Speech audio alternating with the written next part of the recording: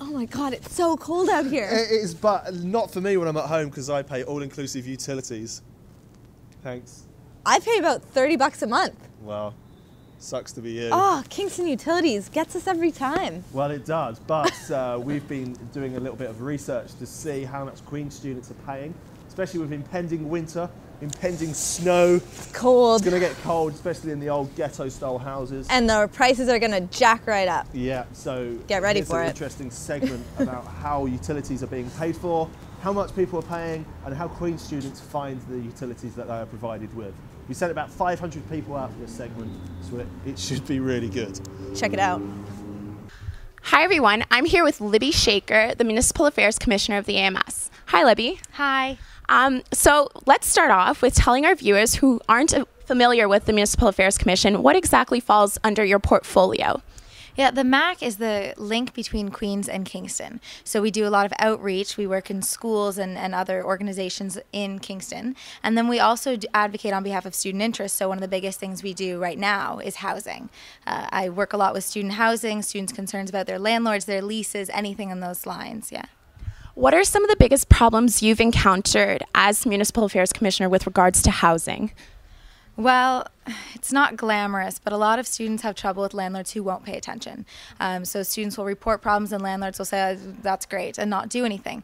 And really what needs to happen is the landlord needs to respond to whatever that is. We also have issues with students who don't know their rights, which is understandable. I mean, we're looking at houses for the first time, really, and landlords who are really taking advantage of that to the full extent.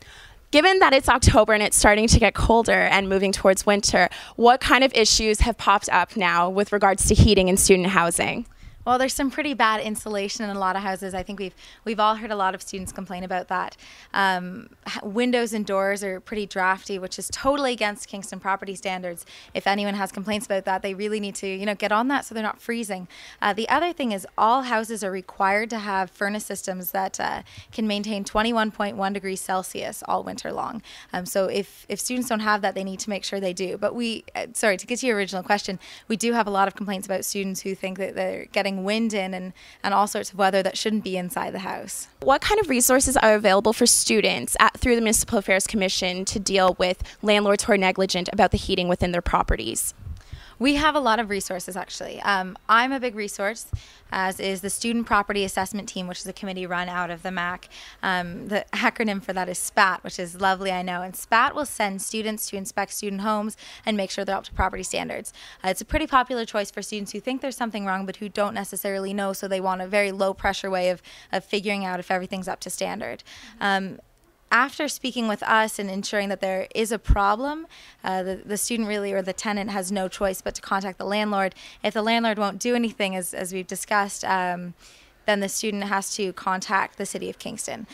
City of Kingston sends in property inspectors who will take a look at the property, and if there's something wrong, they will issue a work order, which the landlord is obligated by law to follow. And then, of course, if the landlord doesn't do that, then you end up with a whole different case at the landlord-tenant board, and that's rarely happens and is not something that we would worry about students thinking about right now.